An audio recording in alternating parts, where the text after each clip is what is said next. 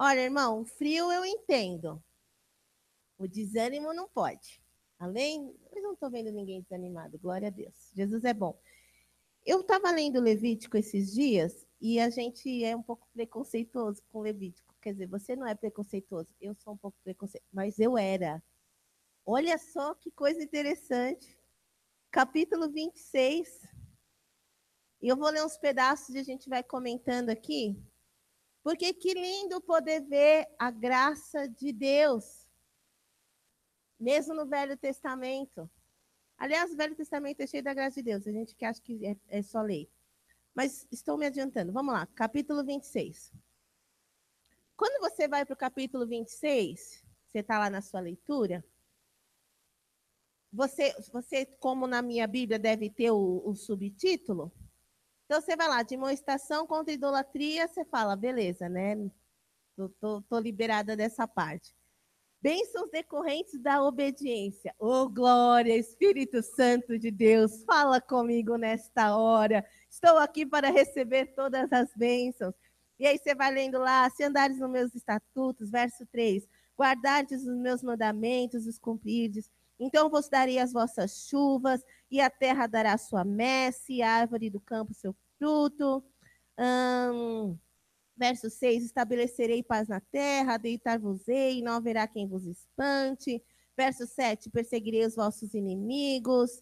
Verso 8, 5 de vós perseguirão a 100, e 100 de vós perseguirão a 1000, e os vossos inimigos cairão a espada diante de vós. Verso 9, para vós outros olharei, e vos farei fecundos, e vos multiplicarei, confirmarei a aliança convosco, comereis o velho da colheita anterior, e para dar lugar ao novo, tirareis fora o velho. Porém, o meu tabernáculo, que era o símbolo da presença de Deus no meio de vós, e a minha alma não vos aborrecerá. Andarei entre vós, e serei o vosso Deus, e vós serei o meu povo. Eu sou o Senhor vosso Deus, que vos tirei da terra do Egito, para que não fosseis seus escravos. Quebrei os timões do vosso jugo, e vos fiz andar eretos. Então, nós lemos essas coisas da promessa de Deus e a gente já começa a aplicar: tudo é meu, tudo é para mim, tudo eu consigo trazer para a minha vida, os meus inimigos não vão me vencer, aquela coisa toda, eu vou ser próspero, vai ter a semente, vai ter a colheita e tudo mais, e eu vou lutar um pouquinho, vou ganhar um montão. E a gente consegue aplicar muito facilmente as promessas relativas à obediência. Às vezes esquecendo que tem a parte da obediência, mas a gente quer ir direto para o resultado da obediência, tipo, tudo é meu, Jesus, eu aplico para mim. Mas, de repente, você se depara com um título, e esse subtítulo a gente sabe que é dos estudiosos, mas, enfim, você lê lá os castigos da desobediência, aí você fala, isso aqui era para o povo de Israel, não era para mim.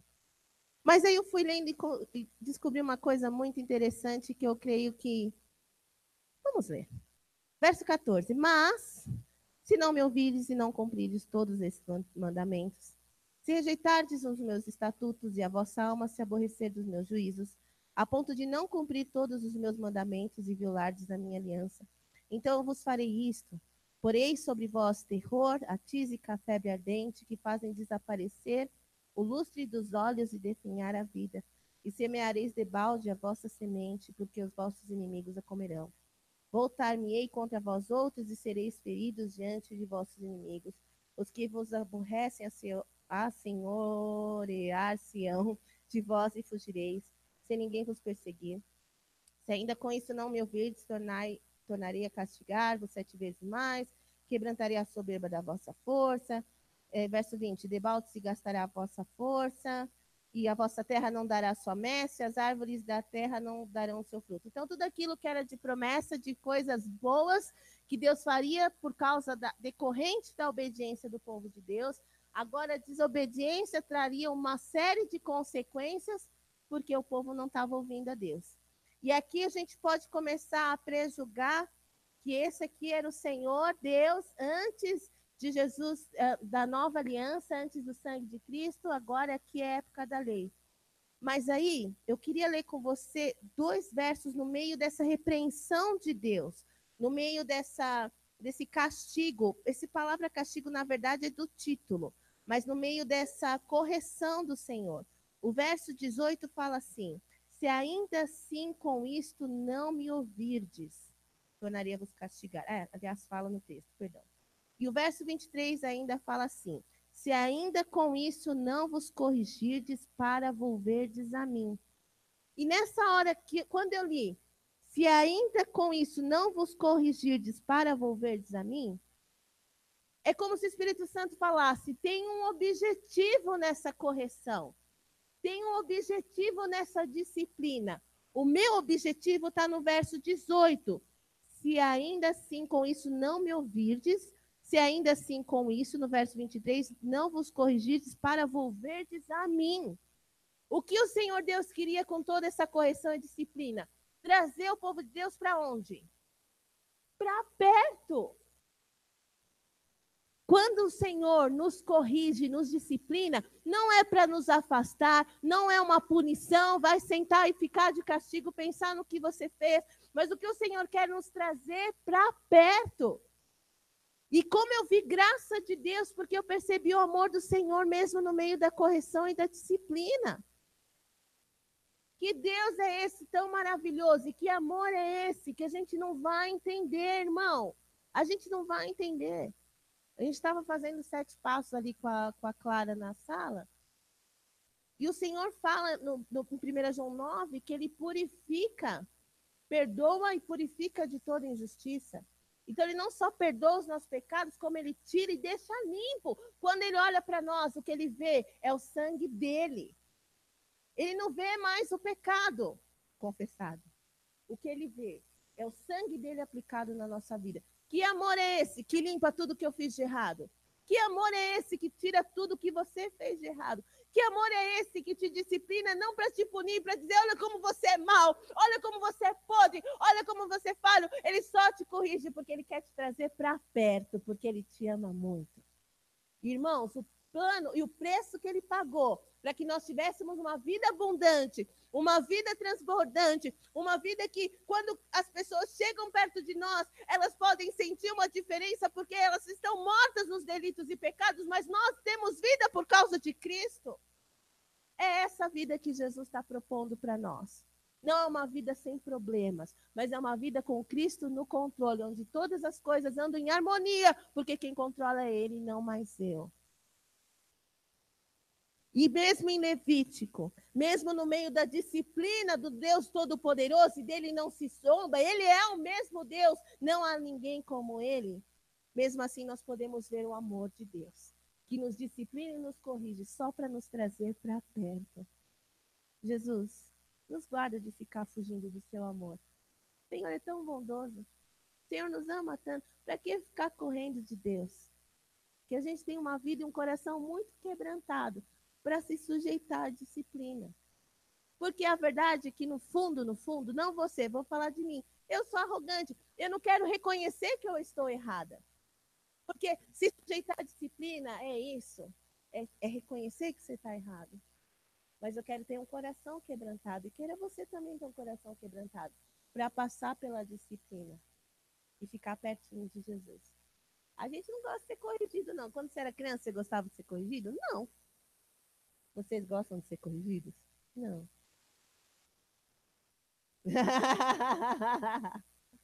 Mas não é bom depois voltar e jogar um futebol com o pai porque tá tudo certo? Fala que é para você me ajudar. É. Mas você volta e fica pertinho do papai. Então, eu só queria compartilhar, não é uma palavra, mas é que eu fiquei surpresa com o Levítico. Olha que coisa feia reconhecer isso. Tô nem aí com você. Mas, não, eu amo você. Mas, que a gente possa descobrir coisas novas do Senhor.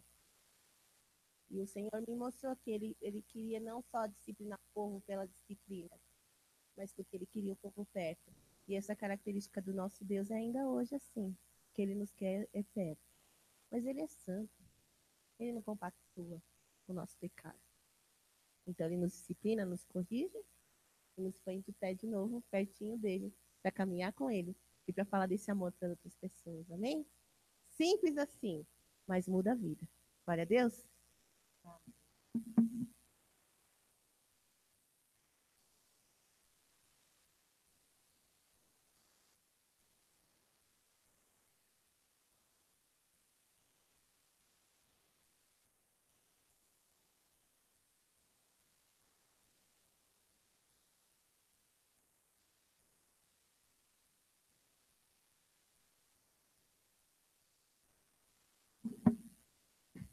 pedir, por favor, para você abrir a Bíblia em Evangelho de João, no capítulo de número 1. Evangelho de João, capítulo 1, versículo de número 43.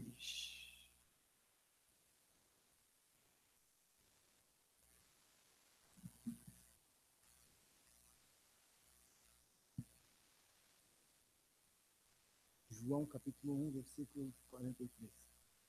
Diz assim: No dia imediato, resolveu Jesus partir para a Galiléia e encontrou Filipe, quem disse: Segue-me.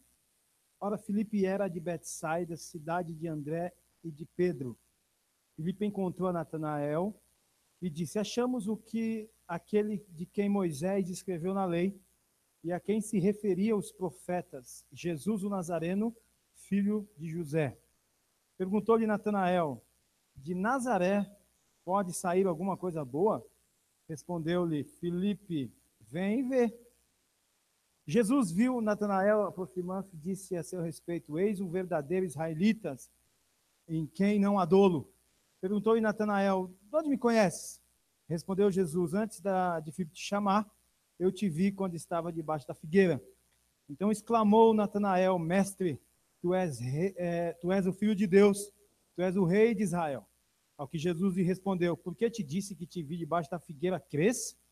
Pois maiores coisas do que estas verás. E acrescentou: em verdade vos digo que vereis o céu aberto e os anjos de Deus subindo e descendo sobre o Filho do Homem. Aleluia. Meu, eu queria dizer para você, em nome de Jesus, eu profetizo sobre a tua vida que você vai ver coisas maiores em nome do Senhor Jesus. Amém? Deus sempre tem coisas maiores. Deus sempre tem coisas maiores. Toda vez que eu leio o primeiro capítulo de João, tem umas coisas que me impressionam muito e eu tenho pensado em muitas coisas. Mas diz que João Batista estava com seus discípulos e de repente Jesus se aproximou dele. E quando Jesus vinha vindo, João Batista falou algo que é revolucionário. João Batista olhou para Jesus e disse: Esse aí é o Cordeiro de Deus que tira o pecado do mundo. Coisa gloriosa. Nós sabemos que o Antigo Testamento, o sangue do animal cobria o pecado, mas não é capaz de tirar. Mas o Cordeiro de Deus veio para tirar o pecado do mundo. Louvado seja o nome do Senhor Jesus. Mas eu tenho pensado numa coisa, eu tenho pregado muito isso esses dias, porque é algo que eu tenho meditado muito. Eu acho que é tempo de nós voltarmos. Não sei se essa palavra tempo de nós voltarmos é certa, mas é hora de nós voltarmos à simplicidade do Evangelho. O Evangelho é a coisa mais simples que existe e o que mais funciona é a simplicidade do Evangelho. O Evangelho prático, o Evangelho dinâmico, o Evangelho eficiente, o Evangelho que propõe algo e mostra que a solução para o homem perdido é o Senhor Jesus. Me impressiona muito essa maneira evangelística dos discípulos de Jesus, e que eu penso que seja talvez a maior estratégia para nós falarmos do amor do Senhor, porque é coisas imediatas. Diz que André, Filipe, encontrou Jesus e viu que Jesus era o Cristo, o filho de José, vindo de Nazaré. Ele olhou para Jesus, Jesus o chama, ele vê Jesus e ele entende que Jesus é aquele que Moisés disse que viria, que Jesus é aquele que todo Israel esperava. Quando ele entende isso, não passa muito tempo, imediatamente ele vai até Natanael. E ele vai dizer para Natanael uma pregação profunda, uma pregação teológica, uma pregação de estudo. Ele diz para Natanael: achei de quem Moisés estava falando. Levou um curso de 3 anos para se formar teólogo, para poder dizer para Natanael algo que mudaria a vida daquele homem. Achei aquele que Moisés disse que viria. Eu penso que essa é a simplicidade que nós precisamos ter nos dias de hoje. Eu achei o Messias, aquele que é o prometido das nações. Eu achei o Cristo, que é a esperança da glória. Eu achei Jesus, aquele que pode mudar as nossas vidas. Bendito seja o nome do Senhor. Enquanto a partida, eu lembrava ali, enquanto a Gláucia falava, eu lembrava que como é importante nós sabermos e conhecermos e termos experiência com o Deus que nós entregamos a vida. Estava lembrando de um texto que tem nada a ver com isso, mas que no final acho que tem a ver. Diz que um dia o rei da Síria mandou uma carta para o rei de Israel. E essa carta ele dizia para curar Naamã. Quando o rei de Israel pegou aquela carta, ele rasgou as suas vestes e ele diz: acaso eu sou curador? Como que eu vou curar um homem de lepra? E diz que o rei de Israel ficou desesperado. E aí a notícia chega até o profeta Eliseu. E o profeta Eliseu diz algo que é muito semelhante a esse texto, por isso que eu acho que o Senhor colocou no meu coração isso. O profeta Eliseu diz assim: rei, relaxa, fica tranquilo, deixa vir, porque o Naamã vai saber que existe Deus em Israel. Deixa eu dizer uma coisa para você. Nós precisamos ter essa resposta afiada na nossa boca. Mas para nós termos essa resposta afiada na nossa boca, nós precisamos ter revelação de quem é Deus. Nós precisamos conhecer o Senhor. Quando a situação chegar, você pode dizer: fica tranquilo, eu vou dizer que ainda existe um Deus que é todo poderoso. Fica tranquilo, ainda vou dizer que existe um Deus que é cheio de poder nos dias de hoje, que é maior do que qualquer coisa. Porque nesse texto de João, aconteceu algo muito semelhante. Galileia, é isso? Galileia? Acaso pode vir alguma coisa boa de Nazaré? Nazaré era considerado como se fosse a escória. Era considerado como se fosse o lugar da ralé. Pode vir alguma coisa boa de lá? Será que pode surgir alguma coisa de lá? Quantas vezes já falaram isso de você? Quantas vezes já falaram isso da sua vida? Da minha? Já falaram várias vezes. Não vai dar nada na vida, meu filho. Não tem nada que dar. Não vai dar certo. Quantas vezes já falaram isso? Quando Filipe apresenta Jesus para Natanael, Natanael foi de uma arrogância incrível. E ele diz: de Nazaré pode vir alguma coisa boa. Você já falaram isso para você? Mas sabe o que Filipe diz para ele? É o seguinte: eu não vou aqui justificar se pode ou não. Você quer saber se pode? Vem e vê. Vem e venha confiar em você. Eu acho que essa tem que ser a resposta para o crente. Você deve apresentar Jesus. E quando alguém dizer: Jesus funciona, você pode dizer para ele: não vou te falar nada, vem ver. Comigo. Eu vou te levar até ele. Eu vou orar por você em nome dele e você vai ver o que vai acontecer com você. Eu vou pedir para Deus te abençoar e você vai ver o que vai acontecer. Eu vou pedir para Deus salvar você e você vai ver o que vai acontecer. Vem ver. Essa tem que ser a mensagem do crente. Temos que ser que nem Filipe. Vem ver, porque eu achei. E venha ver, porque o meu Jesus funciona. Bendito seja o nome do Senhor Jesus. Louvado seja o nome do Senhor. Bendito seja o nome do Rei da Glória. Vem ver. Jesus continua. Ele continua operando. Vem ver. Por isso nós precisamos conhecer o nosso Deus. Vamos conhecer o poder do nosso Deus. Vem ver. Você vai ver que nós não estamos brincando. Você vai ver que Jesus é real. Vai ver que Jesus é poderoso. Vem ver. Porque ele continua atuando nos dias de hoje. Bendito seja o nome do Senhor. Amém.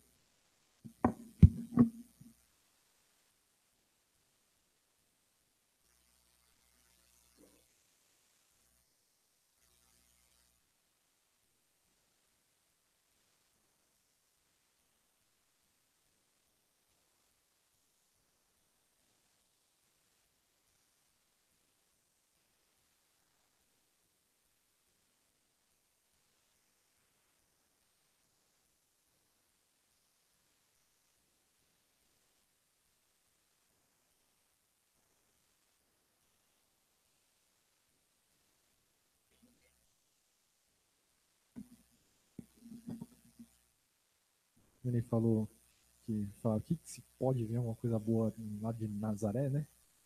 Eu lembrei de que muitas vezes a gente pensa isso da gente mesmo, que é o texto de Moisés, quando ele é chamado na sarça ardente. E deixa eu ver qual que é. Aqui, é no versículo, a partir do 10 aqui, fala assim, Deus fala: vem agora, e eu te enviarei a Faraó para que tires o meu povo, os filhos de Israel, do Egito. Então disse Moisés a Deus: Quem sou eu para ir a Faraó e tirar do Egito os filhos de Israel? Deus lhe respondeu: Eu serei contigo, e este será o sinal de que eu te enviei. Depois de haveres tirado o povo do Egito, servireis a Deus nesse monte. Disse Moisés a Deus: Eis que, quando eu vier aos filhos de Israel e lhes disser: O Deus de vossos pais me enviou a vós outros, e eles me perguntarem: Qual é o seu nome? Que lhes direi? Disse Deus a Moisés: Eu sou o que sou. Disse mais: Assim dirás aos filhos de Israel: Eu sou, me enviou a vós outros. Disse Deus ainda mais a Moisés: Assim dirás aos filhos de Israel: O Senhor, o Deus de vossos pais, o Deus de Abraão, o Deus de Isaque e o Deus de Jacó, me enviou a vós outros. Este é o meu e é o meu eternamente, é o meu nome eternamente. E assim serei lembrado de geração em geração. Muitas vezes a gente mesmo fica pensando, será que dessa Nazaré aqui pode sair alguma coisa? Mas a gente tem um Deus que ele usa a gente. Eu sempre digo, não é a gente que fala, é Deus que fala por nós, através de nós. O pastor sempre fala, ó, antes da mensagem, fala, orem por mim, e é um hábito meu, eu falo, Senhor, usa o pastor para trazer a mensagem que o Senhor tem para a gente. Usa ele como um canal da sua mensagem. E é bem por aí que você falou, é Deus que faz. Amém.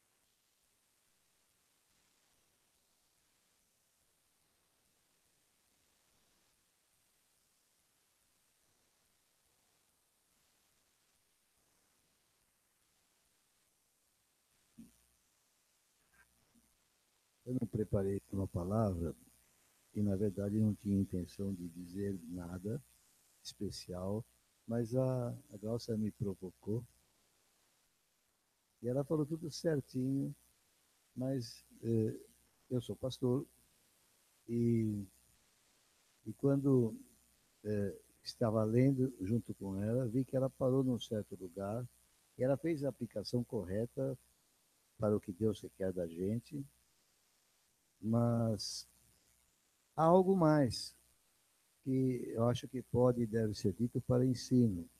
O culto de quinta-feira não é propriamente um culto para ensinar, mas serve também. A gente faz o que Deus indica, né?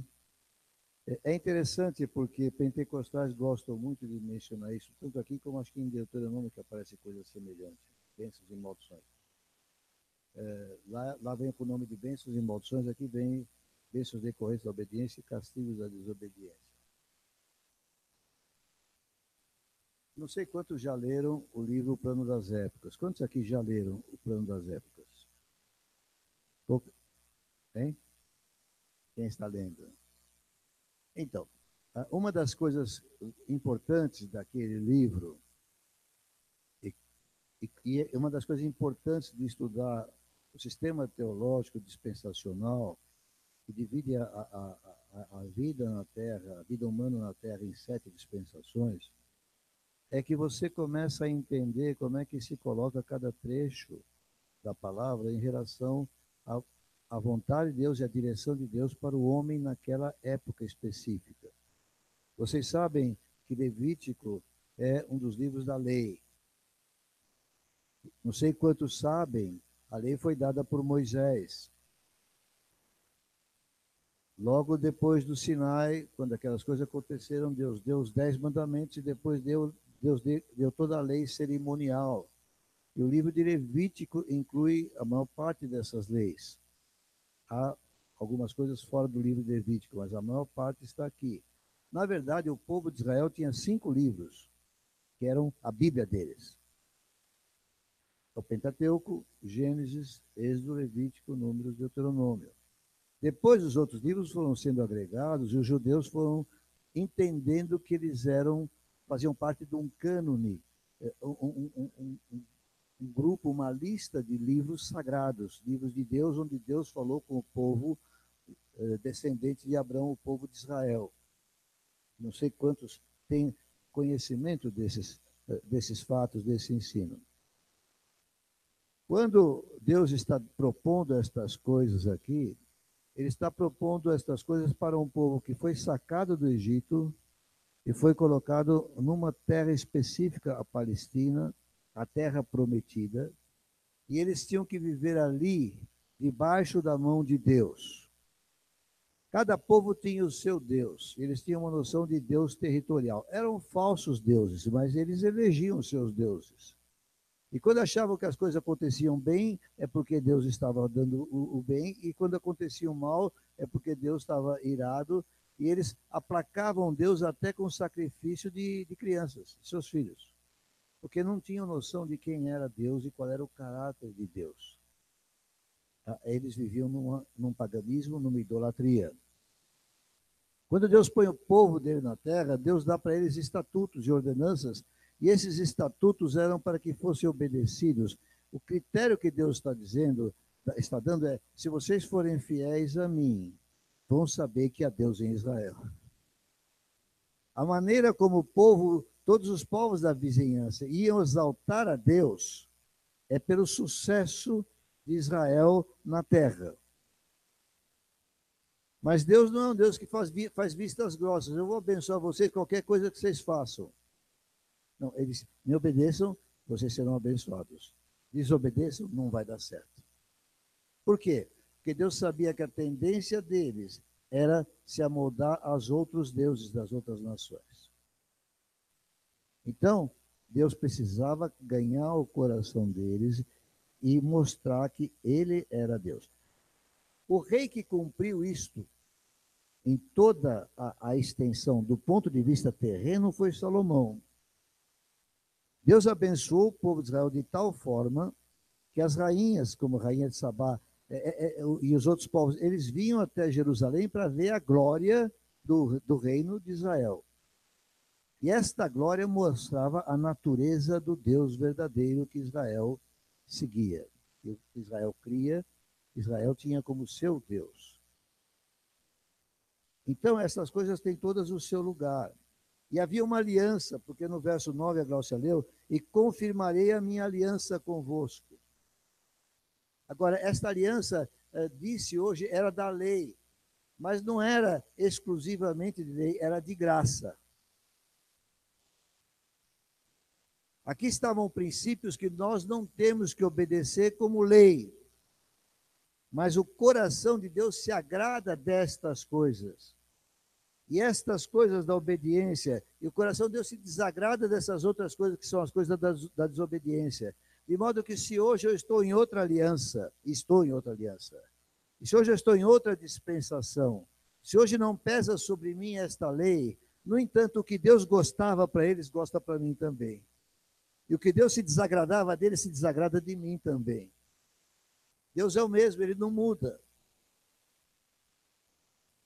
E aqui mais para frente, ele diz assim, no verso 41, não, no verso 40, virão esses castigos sobre vocês, mas, e aí ele começa a falar, se confessarem a sua iniquidade, a iniquidade de seus pais, na infidelidade que cometeram contra mim, como também confessarem que andaram contrariamente para comigo, pelo que também fui contrário a eles e os fiz entrar na terra dos seus inimigos, se o seu coração incircunciso se humilhar, e tomarem eles por bem o castigo da sua iniquidade, então me lembrarei da minha aliança com Jacó, e também da minha aliança com Isaque, e também da minha aliança com Abraão, e da terra me lembrarei. Deus jamais se esqueceria que eles eram filhos de Abraão, e que eles tinham promessas sobre eles.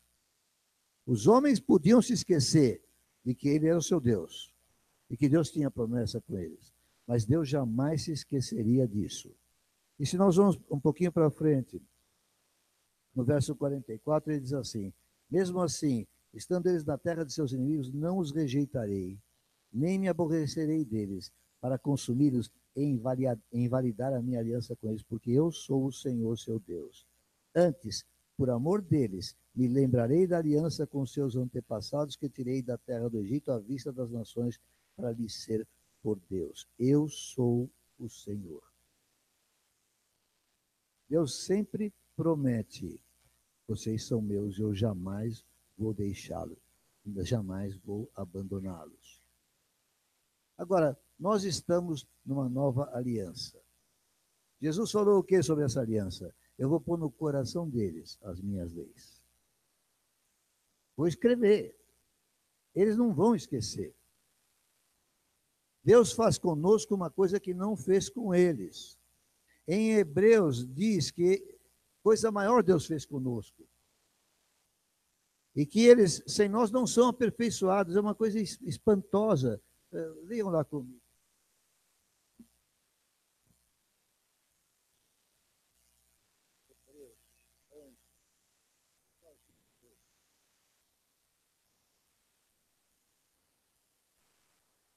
Verso 39. Ora, todos esses que obtiveram bom testemunho por sua fé, não obtiveram, contudo, a concretização da promessa, por haver Deus provido coisa superior a nosso respeito, para que eles sem nós não fossem aperfeiçoados. Essa parte eu não entendi até hoje, talvez eu tenha que entender lá na glória,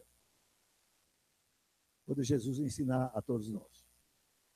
De alguma forma, a nossa vida afeta a deles. Eu não posso entender isso, como pode ser.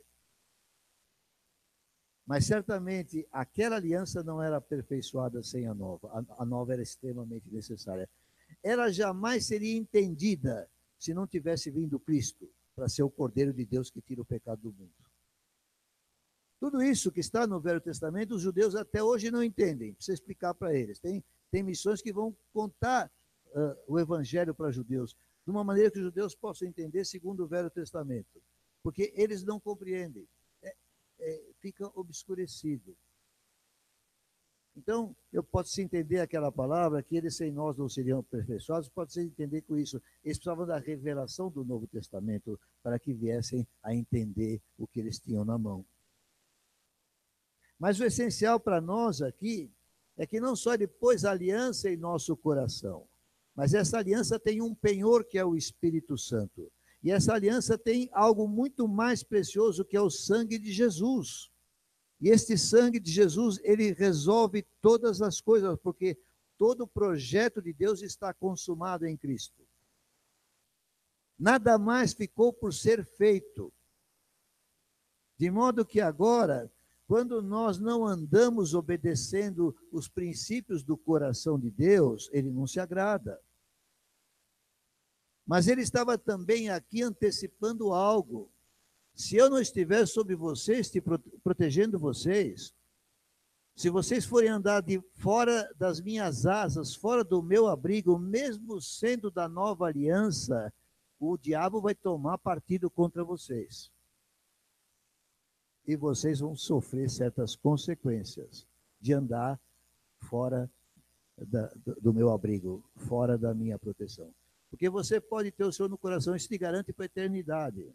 Mas aqui você pode dizer, bom, a próxima semana eu vou tirar férias, eu não vou para Campos do Jordão, mas eu vou andar num caminho que é meu, e vou fazer o que eu quero. Deus, eu sou teu, creio no Senhor Jesus, mas dá licença, agora eu vou fazer o que eu quero. Vai e faz, você está na mão do diabo.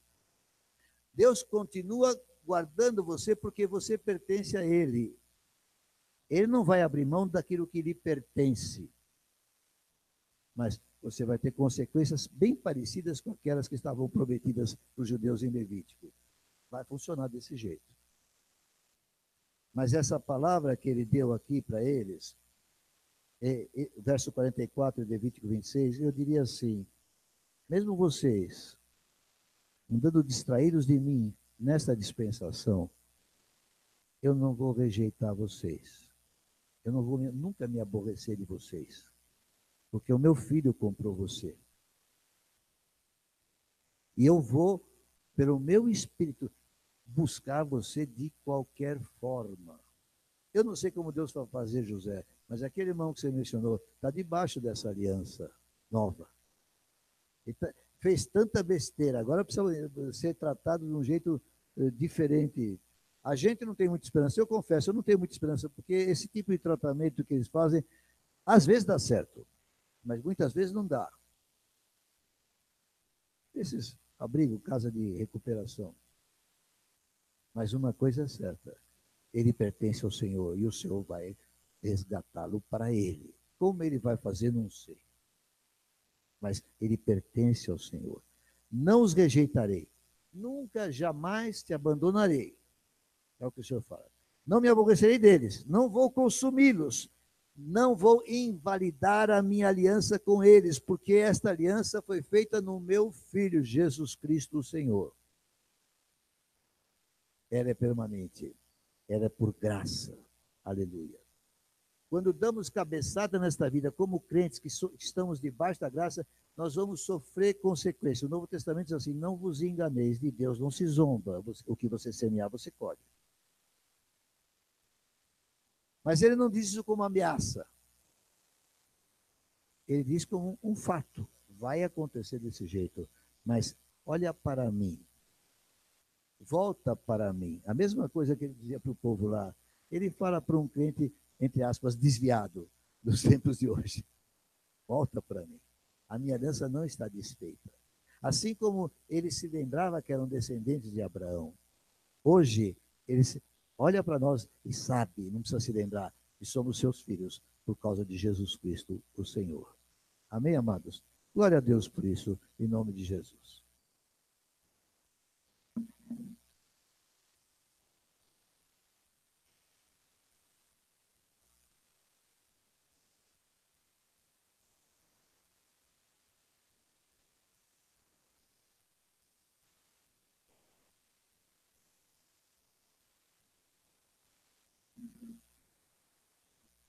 O Velho Testamento não é lei para nós, mas ali estão os princípios do coração de Deus. E se você interpretá-los à luz da direção do Espírito Santo, você vai entender exatamente como Deus quer que nós vivamos hoje. Não debaixo da lei, mas debaixo da graça.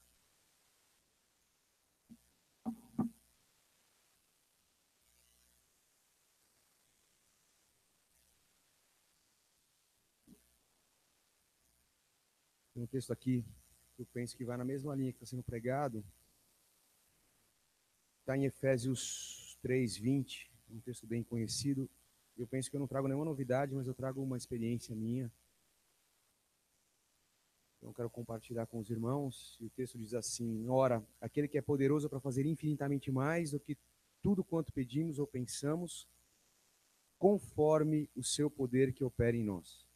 Conforme o seu poder que opera em nós. Eu entendo o seguinte, desde que a gente esteja debaixo da vontade do Senhor, que a gente esteja com a fiação ligada ali no Todo-Poderoso, por isso que diz aqui, conforme o seu poder que opera em nós. Então, quando nós pedimos ou pensamos, conforme o poder que opera, não é qualquer coisa, de qualquer jeito, aquilo que a nossa carne ou que os nossos olhos pensam que é bom para nós, mas sim aquilo que o poder do Senhor opera em nós. Então, a vontade que o Senhor coloca no nosso coração, que é a vontade dele, aí sim ele derrama.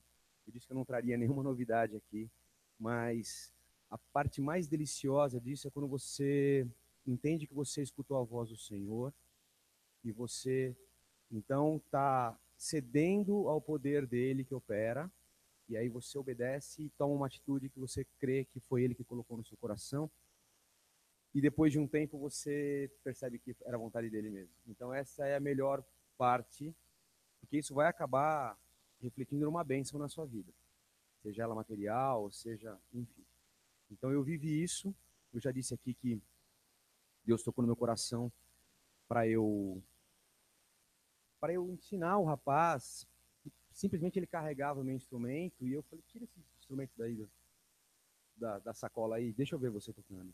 E aí eu entendi que era para ele que eu tinha que fazer aquilo. Tinham vários jovens e eu acabei gastando um tempo que eu tinha para ensinar esse rapaz. E aí, como eu já expliquei, Deus tocou no meu coração, deixei o violão lá. Hoje ele mandou um vídeo para mim, tocando um louvor lá. E é demais. Eu mostrei já para algumas pessoas aqui, porque é o poder de Deus que opera. O mesmo que operou aqui, está operando lá para ensinar. Eu vou ver se eu acho aqui, vou colocar um pedaço rapidinho. Ele está tocando um louvor aqui.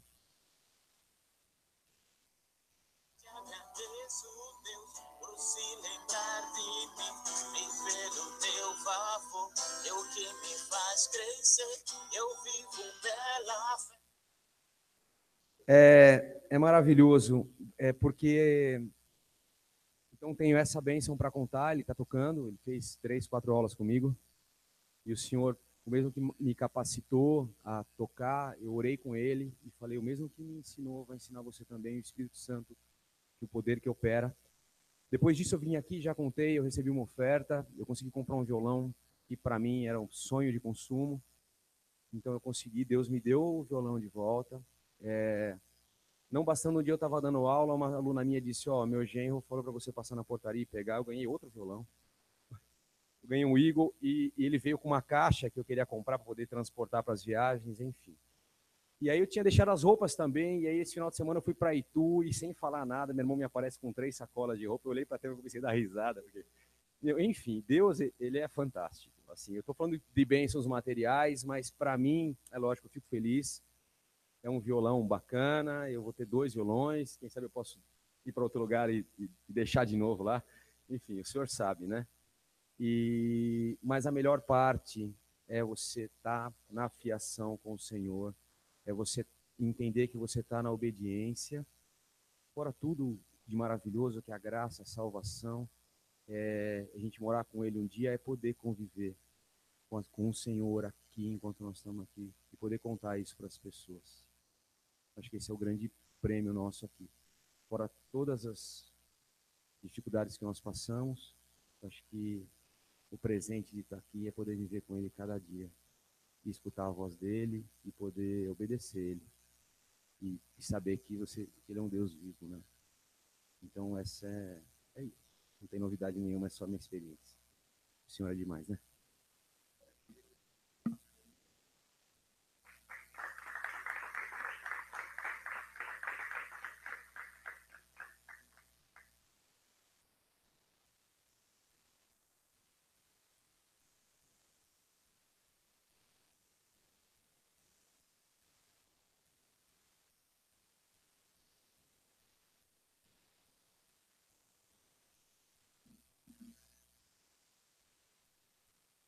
Tem um texto aqui em Salmo 119, eu vou ler inteirinho, tá? Salmo 119, 97. Ele fala assim, já que a gente estava falando em Levítico, né? Quanto amo a tua lei, é a minha meditação todo o dia. Isso faz a gente lembrar de Davi, que falava: eu guardo no coração a tua palavra, para não pecar contra ti. Então, a lei é a palavra que nos livra de pecar contra Deus. Porque o pecado nos faz o quê? Separação entre nós e Deus. E sem Ele, nós estamos perdidos, né? Aí ele fala que os teus mandamentos me fazem mais sábio que os meus inimigos, porque aqueles eu os tenho sempre comigo. Compreendo mais do que todos os meus mestres, porque medito nos teus testemunhos. Sou mais prudente que os idosos, porque guardo os teus preceitos. De todo mau caminho desvio os pés, para observar a tua palavra. Não me aparto dos teus juízos, pois tu me ensinas. Quão doces são as tuas palavras ao meu paladar, mais que o mel à minha boca. Por meio dos teus preceitos, consigo entendimento, por isso detesto todo caminho de falsidade. É só a palavra de Deus que pode nos guiar nesse mundo tenebroso. Porque se não fosse isso, nós iríamos pensar como as pessoas do mundo pensam e iríamos dar com os burros na água. Sempre, né? Quando a gente sai debaixo da proteção de Deus, como o pastor de Crã falou, como aquela galinha que coloca todos os seus pintinhos ali debaixo das asas, é assim que Deus nos quer, debaixo das suas asas, né? É ali o nosso lugar de proteção, de segurança, de paz, de alegria. É o nosso Deus. Glória a Deus pela lei dele, que ela esteja mesmo gravada no nosso coração. Ele mesmo fez isso com a gente, né? Ele mesmo, amém?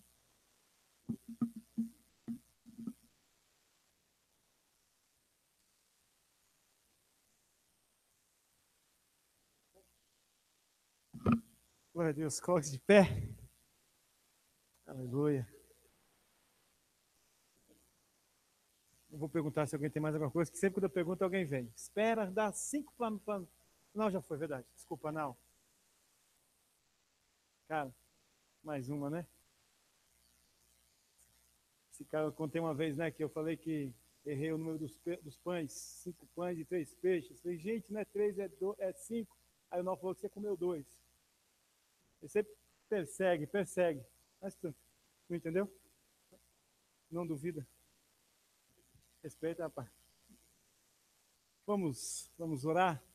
Agradecer ao Senhor por essa oportunidade, como diz o irmão da Assembleia de Deus, essa rica oportunidade na presença dele, né? Pai, obrigado porque o Senhor é maravilhoso, falou conosco. O Senhor falou realmente conosco hoje. Nós queremos te agradecer porque o teu sangue nos alcançou. Nós somos teus. Obrigado porque o Senhor faz muitas coisas nas nossas vidas. Nós te louvamos por isso. Eu peço que o Senhor nos leve em paz, nos livre de todo o mal, nos guarde, Senhor, desse mundo perigoso que a gente vive hoje e que a nossa vida possa refletir a tua glória, em nome de Jesus. Amém.